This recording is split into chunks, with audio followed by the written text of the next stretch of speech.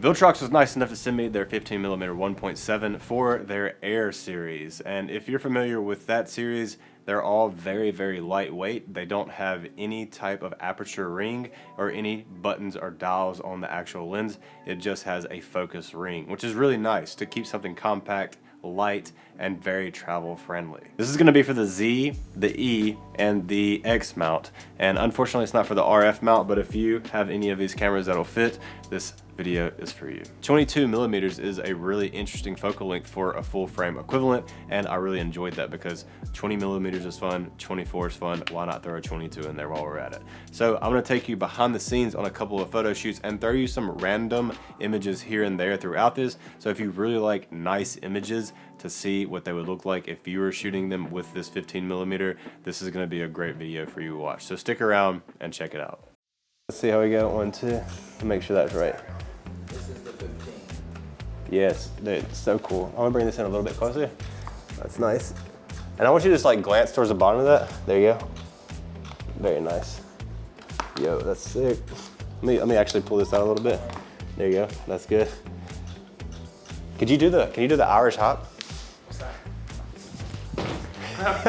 yeah, actually. Irish hop, 1, 2. Oh, shit. Wow. Dude, we got it. Oh, you boys flying. Come on. Dang. That's really good. Using the 15mm like that, you can see that you can get really creative perspectives very easily because it's so wide, 22mm effectively.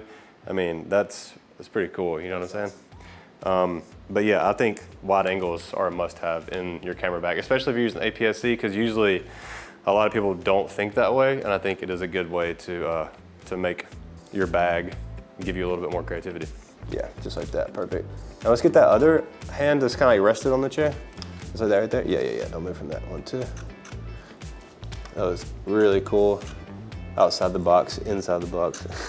Look back out this way. And then now look over your shoulder this way. Let's switch hands though. Right hand this way. There we go. There we go.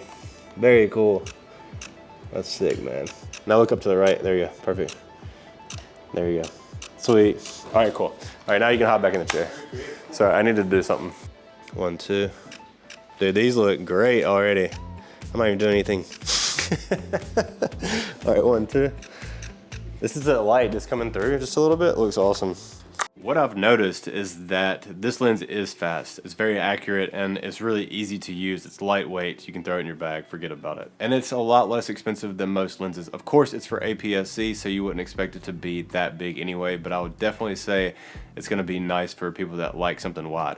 And honestly, if you're not somebody who shoots a lot of wide things, I believe that this would be a good entry level for you to get into it. Even if you do have a full frame camera, but you don't want to spend that much money on a 24mm, let's say by Sigma, Sony, or Nikon, whoever you're using, I think this is going to be a viable option for you to dabble in there to see how you like it. I think it's really great for editorials, documentary work, and just for travel in general. Being able to get up close to a subject, feel the frame, is a very, very powerful tool to have in your tool bag.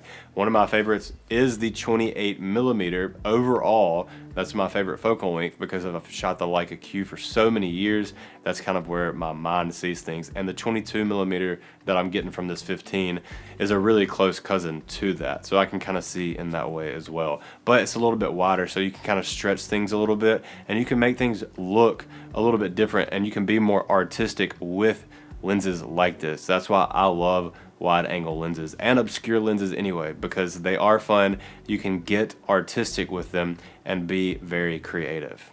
There is a little bit of flare here and there that I noticed, and I absolutely love that with lenses. If you've watched this channel, you know I love a little bit of flare. You'll see in this photo right here, there's a little flare coming through. It just gives you a little distinct touch that you're using a specific lens and it doesn't look like everybody else's. So that's something that I really appreciate about lenses like this. Some of their other lenses have some of the most beautiful character, but this one doesn't really. It's controlled pretty well, but every once in a while you'll get a piece of that beauty. You can also do things like subframing a lot easier, which is something that I do with my photography because I do like to fill the frame. I think it's one of the first things that I learned, and it's something that I've stood by the entire time I've been a professional photographer, and I think that's why I get hired quite often, is because I know how to compose and fill a frame. And I typically do that with wider angle lenses. This lens has 12 elements in 10 groups, and it also has 9 aperture blades, which gives you a really nice fall off and blurry background when you're close to something. Of course, the wide angle lens, even with a full frame lens, you're not gonna get a lot of separation unless you're pretty close to your subject. I mean, I have a 24mm 1.4 by Sigma, and it does really well, but you have to be close, and that's just the rules really whenever it comes to wide angle lenses with fast apertures. But it's a good thing that this lens is a 1.7 because it's gonna work really well in low light, and it's just very cool. The filter size is 58mm and the aperture goes from 1.7 to f16. All the focusing is internal, which I think is important, but unfortunately is not weather sealed. So don't take it out in the rain. Even if your camera's weather sealed, it may help a little bit, but they're not gonna guarantee that you can take this thing out in the rain because it is not, unfortunately, weather sealed. It does have a USB-C port on the back so you can keep your firmware up to date. The STM motor is quiet. We like it. Shh. And it works really fast, and I really appreciate it about that with Viltrox. Viltrox is known for making very good lenses, but they also make some obscure lenses, such as the 28mm 4.5 that doesn't have any variable aperture whatsoever. One of the coolest lenses that I will be reviewing on this channel, along with a ton of other third-party lenses in the future. So stick around, make sure you check out that subscribe button that's like hanging out around here somewhere. It's a little apparent. It's really not that bad though. It's there. Yeah, okay, there's a little focus breathing. That's not bad. I'll take it. I'll take it any day. Hey. By my presets. I think the hair thing works so well that we should try that. Just like that right there, and then keep doing it, but look up to your right while you do it. And just kind of make it this messy, messy, messy, big time messy. There you go. That's good. Shake your head out. Let's have your hands here. And just like that right there. 1, 2, 3, go. Yes, lovely. Let's go, I want your like left hand up here. Just like that right there. Yep, and put it over your head. Just kind of relax it right there. But like go wrist to your head, like so your hand's falling over you. There you go, just like that right there. Don't move from that. That's great. Now hold it out in front of you, like this. I want to, that looks good. Oh, like this? Yeah, let me do that right there. But bring it this way a little bit so I can see your face.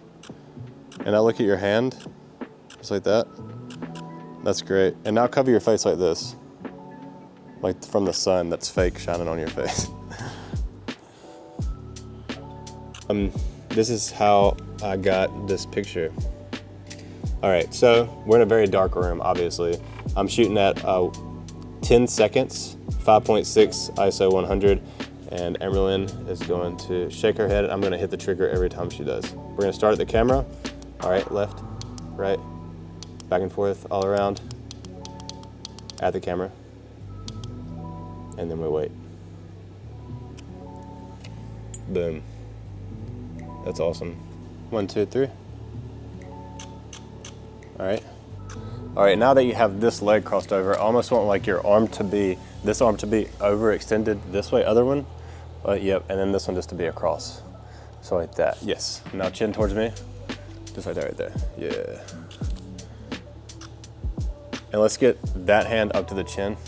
Yeah, like that right there, perfect. All right, now chin back over this way. This is how I got this photo. We have a mirror, it's pretty straightforward, but we also have a flash right here directly towards Amberlyn. And she's gonna be looking towards the flash so we get the best light on her. And look over that way for me. And boom. Look at that. If you like the work that you see on here, make sure you follow me over on Instagram and comment below because I try to answer everybody that asks questions or comments on everything that I do, Instagram, YouTube, or emails. Thank you guys so much for all of your support. And if you do want this lens, the link's below. You know where to get it. Until next time, peace.